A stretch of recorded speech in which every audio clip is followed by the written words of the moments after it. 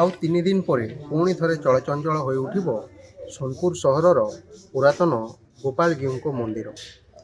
ପୁଣି ଥରେ ଏହି ମନ୍ଦିରରେ ପୂଜା ପାଇବେ ଶ୍ରୀ ଗୋପାଳଜୀ। ଯେଉଁ ଗୋପାଳଜୀଉଙ୍କର ବିରଳ ଅଷ୍ଟଧାତୁ ମୂର୍ତ୍ତି ଚୋରି ହୋଇଥିଲା ତାହା ଜିଲ୍ଲା ପ୍ରଶାସନ ଉଦ୍ଧାର କରିଛି।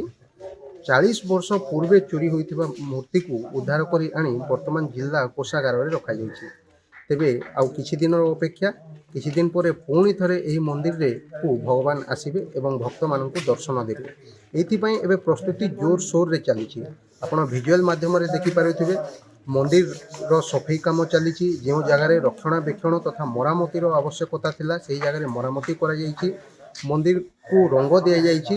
ତେବେ ଗୋପାଳଜୀଉଙ୍କୁ ସ୍ୱାଗତ କରିବା ପାଇଁ ଏହି ମନ୍ଦିର ସମ୍ପୂର୍ଣ୍ଣ ଭାବରେ ଏବେ ସଜେଇ ହେଉଛି। ଆଉ ମାତ୍ର କିଛି ଦିନର ଅପେକ୍ଷା, କିଛି ଦିନ ପରେ ଏହି ସ୍ଥାନକୁ ଏହି ଗୋପାଳଜୀଉ ଆସିବେ ଏବଂ ଆସିଲା ପରେ ପୁଣି ଥରେ ଏଠାରେ ପୂଜାର୍ଚ୍ଚନା କରି ତାଙ୍କର ପୁନଃ ବିଗ୍ରହ ସ୍ଥାପନ କରାଯିବ ଏବଂ ପୁଣି ଥରେ ଭଗବାନଙ୍କୁ ଦର୍ଶନ ଦେବେ। ବର୍ତ୍ତମାନ ଆମ ସହିତ ମନ୍ଦିର କମିଟିର କିଛି କର୍ମକର୍ତ୍ତା ଅଛନ୍ତି ଯେଉଁମାନେ କି ଏହି ସମସ୍ତ କାର୍ଯ୍ୟକୁ ପରିଚାଳନା କରୁଛନ୍ତି। ତାଙ୍କଠାରୁ ପଚାରି ବୁଝିବା କାମ କେମିତି ଚାଲିଛି, କେଉଁ ଦିନ ପ୍ରଭୁ ଏଠାକୁ ଆସିବେ ଏବଂ ତାଙ୍କର ମୂର୍ତ୍ତି ପୁନଃ ସ୍ଥାପନ କରାଯିବ।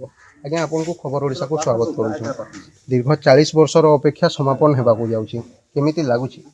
निश्चित भाव तो उत्सव मुखर हो सोनपुर शहर समेत सोनपुर जिला दीर्घ 40-42 वर्ष पर आम श्री बड़गोपाल जी जोटा कि 1982 रु चोरी होता तो सटा बर्तमान आमर सोनपुर जिलापाल और उपजिलापाल तत्वावधान से सीबीआई मालखाना मूर्ति पलि आसी बर्तमान से अच्छा ट्रेजेरी में आम कमिटी वाले आम लग्न बाहर कर आसंता 25 तारीख ट्रेजेरी आम बड़गोपाल जी मंदिर आनबू एठी यज्ञ होकर पूजा अर्चना हम आम 1 तारीख गंभीर भीतर को नेबार लगी माने दिन स्थिर कर प्रस्तुति कार्य बर्तमान केमिति चली देखो आप देखुए प्रस्तुत देखो पाखापाखि 90% काम सरीगलानी आउ 10% जो आज कि काली सरीज तो जो माने पुराना मंदिर देखला वर्तमान मंदिर को देखले बहुत डिफरेंस हो और माने मूर्ति आसबार हेतु सोनपुर जिला सारा उत्सव मुखरे माने बहुत आनंदित अच्छा जनसाधारण। निश्चित भाव में सोनपुर सहरर लोकंकर अपेक्षा रही भगवान आसबे पुणी थे मंदिर रे बसबे और भक्त मानू दर्शन देवे। तेबे जो अवहेला कहुपे कि आगुरी जो मंदिर चोरी होता से सब जिनस को सुधार आने से सब जिन सुधार आने मंदिर परिचालना कमिटी तथा सहरवासी तरफ पदक्षेप नि आप भिजुआल माध्यम देखिपे सीसीटीवी व्यवस्था जमी मंदिर को किए आसूची कौन करुच्ची से सब जिनस प्रति नजर दिज्व। 40 वर्ष तले जो भूल होता से भूल पुनरावृत्ति जो न हुए ताकू नहीं जिला प्रशासन और सहरवासी सतर्क रही। आम सहित आउ जड़े कर्मकर्ता अच्छा पचारि बुझा लोकों मन में केमी उत्साह रही कार्यक्रम को नहीं। आज्ञा, दीर्घ दिन व्यवधान पर श्री श्री बड़गोपाल जी निज मंदिर को प्रत्यावर्तन कर सोनपुर जिलार गोटे उत्सव मुखर होती।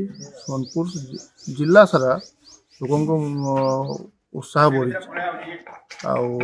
सोनपुर जनसाधारण से ही दिन को अपेक्षा कर कौ दिन श्री श्री बड़गोपाल जी मंदिर रे विजय करेंगे।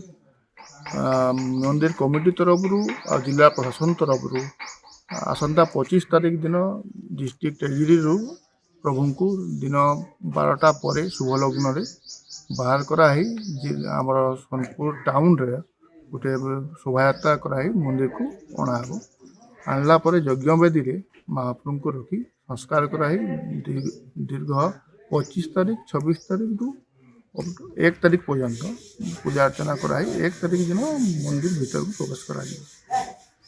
जो दिन महाप्रभु मंदिर को आसबे से दिन सोनपुर सहरवासी ताहा एक पर्व हेबो। महा आडंबर रे महाप्रभुंकर स्वागत कराहेबो। एथिपाई प्रस्तुति प्राय प्राय सरी आसी चलचंचल रही सोनपुर सहर आउ मात्र किछि दिन अपेक्षा, किछि दिन पर एही स्थान को पुणी थे महाप्रभु फेरी आसबे। सुवर्णपुर जिल्लार बीरेन नाग, खबर ओडिशा।